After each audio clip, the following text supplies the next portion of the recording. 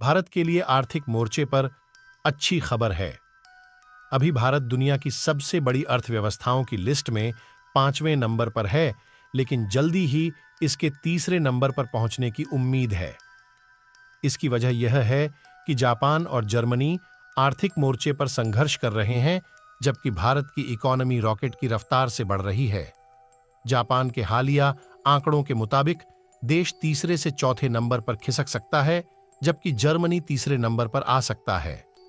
किसी जमाने में जापान अमेरिका को पछाड़ने के करीब पहुंच गया था, लेकिन 1990 के दशक में उसकी इकोनॉमी में ठहराव आ गया था। आज चीन भी उसी स्थिति से गुजर रहा है। जर्मनी यूरोप की सबसे बड़ी इकोनॉमी है, लेकिन उसे भी कई मोर्चों पर संघर्ष करना पड़ रहा है। इसे विपरीत भारत दुनिया में बड़ी अर्थव्यवस्थाओं में सबसे तेजी से बढ़ रहा है।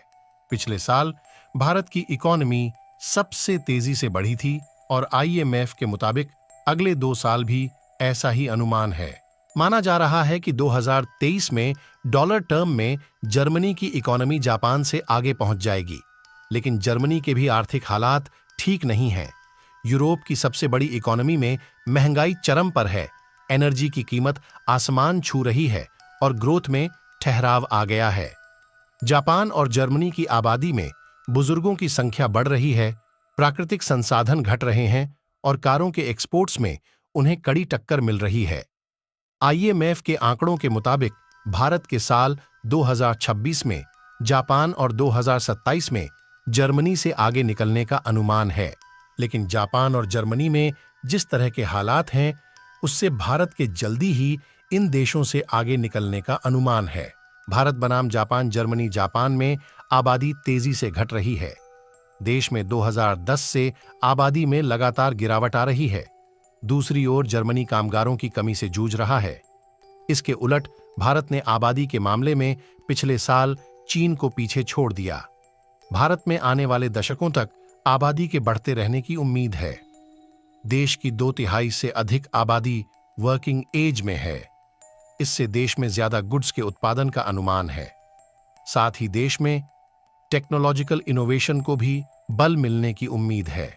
यह स्थिति तब है जब एशिया के अधिकांश देशों में बुजुर्गों की आबादी तेजी से बढ़ रही है और वहां की आबादी घट रही है। यानी भारत को डेमोग्राफिक डिविडेंड का भी फायदा मिलेगा। भारत के शिकंजे से बच नहीं पाया मालदीव और वापस से मालदीव का भारत की ओर झुकाव देखकर चीन बौखला गया है। मालदीव से जारी राजनयिक विवाद के बीच भारत ने उसके साथ सैन्य अभ्यास शुरू किया है। हालांकि इस अभ्यास में भारत, मालदीव और श्रीलंका तीनों देश शामिल हैं। इस अभ्यास को दोस्ती नाम दिया गया है। मालदीव और भारत के बीच चल रहे तनाव के बीच एक बार फिर भारत को बड़ी कूटनीतिक जीत मिली है। मालदीव के रक्षा मंत्रालय ने भारतीय पायलट को मालदीव में हेलीकॉप्टर उड़ाने की मंजूरी दी है। मालदीव के इस फैसले से चीन के चिढ़ने की उम्मीद जताई जा रही है, क्योंकि चीन भारत के साथ मालदीव के संबंध को खत्म कराना चाहता है। मालदीव के रक्षा मंत्रालय की तरफ से जारी बयान में कहा गया है कि भारत की तरफ से मालदीव को दिए गए हेलीकॉप्टर को ऑपरेट करने के लिए भारतीय नागरिकों एक समूह मालदीव आ रहा है। यह हेलीकॉप्टर भारत ने मालदीव को इमरजेंसी स्वास्थ्य सुविधाओं के लिए दिया है। इस हेलीकॉप्टर के संचालन को बंद करने पर मालदीव के विपक्षी नेताओं ने पिछले दिनों मुइज्जू सरकार की जमकर खिंचाई की थी। मालदीव में भारतीय नागरिकों की मौजूदगी अहम मानी जाती है, क्योंकि हिंद महासागर में स्थित मालदीव भारत के लिए रणनीतिक तौर पर काफी महत्व रखता है। इसलिए हिंद महासागर को कूटनीतिक तौर पर भारत का बैकयार्ड कहा जाता है। मालदीव में मुइज्जू सरकार बनते ही भारत और मालदीव के रिश्ते खराब हो गए हैं, क्योंकि मुइज्जू को चीन समर्थक नेता के तौर पर देखा जाता है। मुइज्जू ने अपने चुनाव प्रचार के दौरान भी मालदीव से भारतीय सैनिकों को बाहर करने का वादा किया था।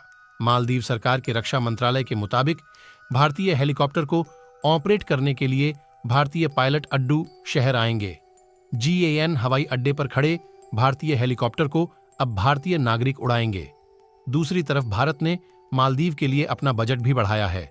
साल 2024-25 के लिए भारत ने 6 अरब रुपए की राशि मालदीव के लिए आवंटित की थी, लेकिन बाद में बढ़ाकर इसे 7.8 अरब रुपए कर दिया गया।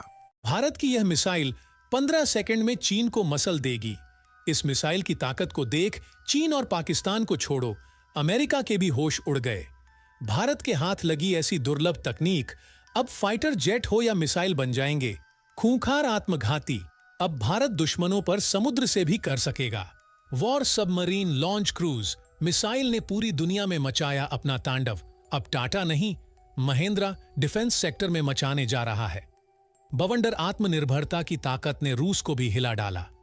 जी हां दोस्तों, इस समय भारत डिफेंस सेक्टर में बड़ा बदलाव करने के लिए बड़े शिद्दत से जुट गया है। डिफेंस सेक्टर को पूरी तरह से आत्मनिर्भर बनाने के लिए प्राइवेट एरोस्पेस कंपनियों की एंट्री दनादन हो रही है, जो कि डीआरडीओ को भी पीछे छोड़कर डिफेंस सेक्टर में ऐसी ऐसी टेक्नोलॉजी डेवलप करना शुरू कर दिए हैं कि चीन, रूस और अमेरिका सभी के होश उड़ गए हैं। दोस्तों, जैसा कि हम सबको पता है कि रूस, चीन, अमेरिका, जापान और फ्रांस, ये सभी कंट्रीज डिफेंस सेक्टर में पूरी तरह से आत्मनिर्भर है। ये अपना खुद का तकनीक विकसित करके अपने डिफेंस सेक्टर को पूरी तरह से मजबूत बनाए हुए हैं। अभी तक भारत इन्हीं देशों में बने ballistic missile, fighter jet, hypersonic missile और ड्रोन खरीद कर काम चला रहा था, लेकिन पिछले कुछ सालों से भारत ने अपने डिफेंस सेक्टर में इतना मेहनत किया है कि भारत का डिफेंस सेक्टर बड़े बड़े विकसित देशों की लिस्ट में शामिल हो गया है। अब तो समय ऐसा आ गया है कि भारत में ही बने फाइटर जेट, मिसाइल और ड्रोन की मांग पूरी दुनिया में बढ़ती जा रही है, और यह सब भारत के आत्मनिर्भरता और प्राइवेट कंपनियों की मदद से संभव हो पा रहा है।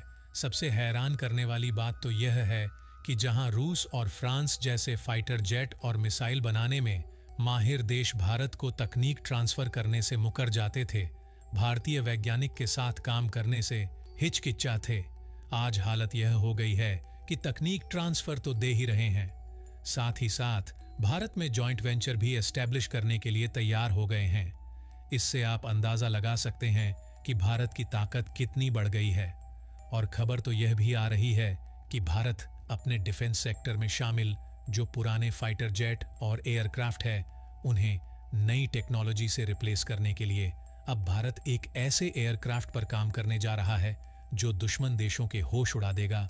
और भारत की इस तरह बढ़ती ताकत को देखकर चीन और पाकिस्तान टेंशन में आ गए हैं। तो दोस्तों, आखिर भारत किस टेक्नोलॉजी के साथ एयरक्राफ्ट बनाने जा रहा है जो दुश्मन देश में तहलका मचा दिया है? यहां तक कि रूस और अमेरिका में भी हड़कंप मच गया है। आखिर भारत ऐसा क्या बनाने जा रहा है जो पूरे विश्व में चर्चा का विषय बन गया है? तो दोस्तों, चलिए इस वीडियो में विस्तार से जानते हैं। लेकिन उससे पहले एक और खबर सामने निकल कर आ रही है कि भारत ने समुद्र में एक ऐसा खूंखार और खतरनाक योद्धा तैनात कर दिया है जो दुश्मन देश की हर चाल, हर मिसाइल और हर हमले को फैल कर देगा। तो दोस्तों, इस वीडियो में दोनों खबर विस्तार से जानेंगे, लेकिन उससे पहले भारत के इस कामयाबी और भारतीय वैज्ञानिक के इस जोरदार मिशन पर काम करने के लिए इस वीडियो पर एक लाइक तो बनता है। फटाफट वीडियो को लाइक कर दीजिए दोस्तों। अभी हाल ही में टाटा ने एयरबस के साथ एक ऐसे पावरफुल हेलीकॉप्टर लाया है जिसका नाम है H-125 है, जो कि एक सिविलियन हेलीकॉप्टर है जिसका इस्तेमाल सबसे ज्यादा डिजास्टर मैनेजमेंट में किया जाता है, जिसको बनाने के लिए दोनों कंपनियां अभी मैदान में कूदे हुए थे कि इधर महिंद्र ने भी बड़ा अनाउंसमेंट कर दिया है। डिफेंस सेक्टर को लेकर देखा जाए तो अब टाटा और पर कंपटीशन बढ़ गया है, और देखा जाए तो इस कंपटीशन से हर हाल में डिफेंस सेक्टर को ही फायदा होने वाला है, क्योंकि बढ़ते कंपटीशन की वजह से यह कंपनियां एक दूसरे से बेहतर काम करने के लिए तत्पर हो जाएंगी और इससे एक नई टेक्नोलॉजी का आविष्कार होगा। दोस्तों, टाटा और महिंद्र ही नहीं, भारत की कई दिग्गज कंपनियां डिफेंस सेक्टर में अपना अस्तित्व बढ़ाने की दिशा में लगातार काम कर रही हैं। देखा जाए तो कई बड़ी कंपनियां देश को सशक्त बनाने के लिए इस सेक्टर में पहले से ही मौजूद है। अब रक्षा क्षेत्र में अपना दबदबा कायम रखने के लिए जब से भारत सरकार की ओर से इन कंपनियों को एडवांस हथियार से लेकर दूसरी चीजों को बनाने की इजाजत दी गई है, तब से इन कंपनियों ने बेहद कम समय में एडवांस टेक्नोलॉजी को विकसित किया है और भारत की जरूरतों को पूरा करने के लिए दिन रात एक कर दिया है। दरअसल इस कड़ी में भारत की दिग्गज ऑटोमोबाइल कंपनी यह समझौता भारत सरकार के medium transport aircraft procurement project के तहत किया गया है। सबसे मजे की बात तो यह है कि इस एयरक्राफ्ट को बनाने के लिए फैक्ट्री तो भारत में लगेंगी ही, साथ ही साथ एब्रे भारत को इसके लिए टेक्नोलॉजी ट्रांसफर भी देने के लिए तैयार हो गया है।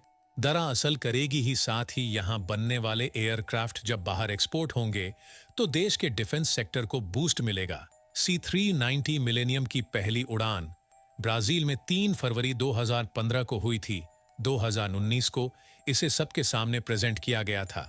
तब से अब तक 9 विमान बन चुके हैं, जिसका इस्तेमाल फिलहाल ब्राजील, पुर्तगाल और हंगरी की वायुसेना कर रही है। इस विमान को 3 लोग मिलकर उड़ाते हैं, जिसमें से 2 पायलट और 1 लॉर्ड मास्टर होते हैं। दोस्तों, अब इस एयरक्राफ्ट की खासियत से आपको रूबरू करवाते हैं। जब आप इसकी खासियत सुनेंगे तो आप भारतीय होने पर गर्व करेंगे और आप यही कहेंगे कि भारतीय डिफेंस सेक्टर में इसे शामिल करने का जो विचार बनाया है बहुत अच्छा है। दुश्मन देश चीन और पाकिस्तान को इससे बड़ा सबक मिलेगा। दरअसल दोस्तों, यह multi mission C-390 millennium medium size transport aircraft की लंबाई 115.5 फीट है और ऊंचाई 38 फीट है और इसका विंग स्पैन 115 फीट है। इस विमान में एक बार में 23,000 किग्रा फ्यूल आता है, जो इसे पूरे साजो सामान के साथ एक बार में 5,020 किमी की रेंज तक उड़ान भरने की ताकत देता है। इसकी मैक्सिमम स्पीड 988 किमी प्रति घंटा है। यह एयरक्राफ्ट मैक्सिमम 36,000 फीट की ऊंचाई तक जा सकता है। इस एयरक्राफ्ट में ऐसी टेक्नोलॉजी का इस्तेमाल किया गया है जिसकी वजह से इस पर हमले का कोई असर नहीं पड़ेगा। यह दुश्मन को चकमा देकर आसमान की छाती को चीरते हुए अपने काम को अंजाम दे देगा। इसका इस्तेमाल डिजास्टर मैनेजमेंट में भी किया जाएगा। दोस्तों, अब आप लोग सोच रहे होंगे कि महिंद्रास के अंदर भारतीय वैज्ञानिक इस तकनीक के माध्यम से एक पावरफुल एयरक्राफ्ट एम बैरियर के वैज्ञानिक के साथ मिलकर तैयार कर लेंगे। यह डील अब तक की सबसे बड़ी डील मानी जा रही है। खैर, भारत की पूरी कोशिश है कि दुनिया में ज्यादा से ज्यादा इस्तेमाल होने वाले उपकरणों का निर्माण भारत में हो। सरकार इसके लिए प्राइवेट कंपनियों को इंसेंटिव भी दे रही है। वहीं मोदी सरकार का सपना है कि भारत के हर नागरिक को 100% मेक इन इंडिया के तहत हर चीज को अवेलेबल कराया जाए। दोस्तों, दूसरी खबर यह है कि जल्द ही भारत दुश्मनों पर समुद्र से भी वॉर कर सकेगा। इसके लिए अगले महीने ईस्ट कोस्ट पर सबमरीन लॉन्च क्रूज मिसाइल यानी SLCM का परीक्षण हो सकता है। इस क्रूज मिसाइल में 500 किलोमीटर दूरी तक वॉर करने की क्षमता होगी। इस सिस्टम को DRDO ने विकसित किया है। भारत में निर्मित सबमरीन के लिए SLCM एक अहम हथियार साबित हो सकती है। इन सबमरीन को प्रोजेक्ट 75 के तहत बनाया जाना है। क्रूज मिसाइलें भविष्य में बनने जा रही रक्षा बलों की रॉकेट आधारित फोर्स में शामिल होंगी। इस फोर्स में छोटी और मध्यम दूरी की बैलिस्टिक मिसाइलें भी शामिल की जाएंगी। इस बीच रक्षा हथियारों में भी नया इजाफा हो सकेगा। SLCM मिसाइल को भारत में ही 2 वर्जन में विकसित किया जा रहा है, लैंड अटैक क्रूज मिसाइल और एंटी शिप क्रूज मिसाइल। इनमें ट्रस्ट विक्टर कंट्रोल जैसी तकनीक शामिल होगी जो इसे लक्ष्य की ओर बढ़ने वाले हथियार में बदल सकेगी। उड़ान के दौरान ही इसमें पंख तैनात किए जा सकेंगे। उड़ान के दौरान ही इंजन शुरू करने की क्षमता भी मिलेंगे। और यह कोई कहीं सुनी बातें नहीं है, बल्कि इसका परीक्षण ऑलरेडी हो चुका है, जिसमें उसने 402 किलोमीटर की रेंज हासिल की थी।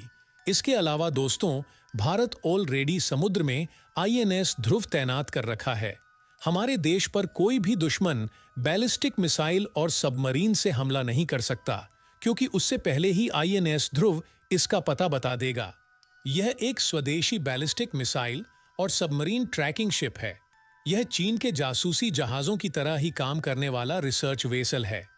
साथ ही दुश्मन मिसाइल की रेंज भी बताता है। यह जहाज इलेक्ट्रॉनिक इंटेलिजेंस इकट्ठा कर सकता है, मिसाइल और सैटेलाइट को ट्रैक कर सकता है, ताकि भारत के स्ट्रेटेजिक हथियारों और एंटी बैलिस्टिक मिसाइलों को हमेशा सतर्क और एक्शन के लिए तैयार रखा जा सके। इस जहाज को 3 संस्था ऑपरेट करती है। पहली नेशनल टेक्निकल रिसर्च नौ ऑर्गेनाइजेशन, दूसरी DRDO और तीसरी नौसेना। इस जहाज के डेवलपमेंट के दौरान बहुत कम लोगों को जानकारी थी कि ऐसा कोई जहाज भी भारतीय नौसेना के पास है। तो दोस्तों, आज के वीडियो में बस इतना ही। वैसे आपको क्या लगता है, क्या जल्द से जल्द भारत को अपने डिफेंस सेक्टर को पूरी तरह से आत्मनिर्भर बना लेना चाहिए? बाकी इसके बारे में आपका क्या कहना है, कमेंट बॉक्स में जरूर बताएगा। और वीडियो को अंत तक देखने के लिए आपका बहुत बहुत धन्यवाद।